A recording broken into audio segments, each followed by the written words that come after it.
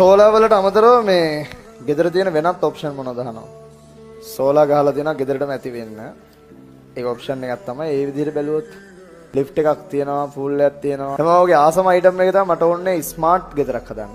ගෙදර මේන් ඩෝ එක ඇරෙන්නේ face unlock තියෙන්නේ. මේන් ඩෝ එකට ෆින්ගර්ප්‍රින්ට් තියෙනවා, ෆේස් අන්ලොක් තියෙනවා. ගේට්ටුව නෙවෙයි මං කියන්නේ ගෙදර මේන් ඩෝ එකට. ගේට්ටුවටත් කැමරා නම් නම් තියෙනවා ගෙදර ඉඳලා බලන්න. ඒක සාමාන්‍ය ගන්න. ඊට පස්සේ ගෙදර මේන් ඩෝ එක ඇරියාම ඔටෝ AC ඔන් වෙනවා. ඔටෝ කර්ටන් මෑත් වෙනවා.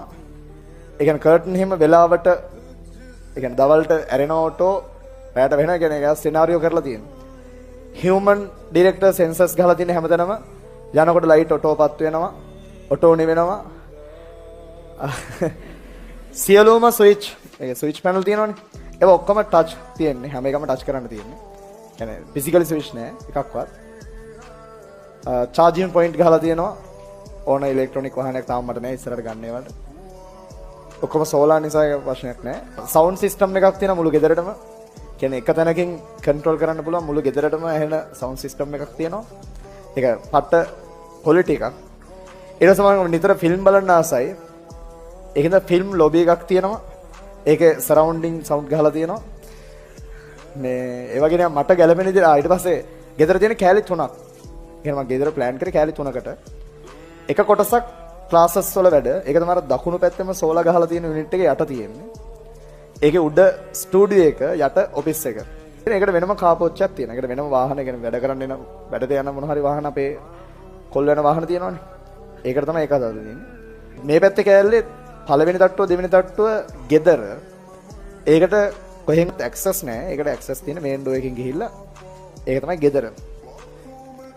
ලිෆ්ට් එක ගහලා තියෙන්නේ උඩ තට්ටු තුනට. යට තට්ටු දෙක ගෙදර, උඩ තට්ටු තුනට යන්න තමයි ලිෆ්ට් එක තියෙන්නේ. උඩ කෑල්ල විසිටර්ස් ලගේ කෑල්ල.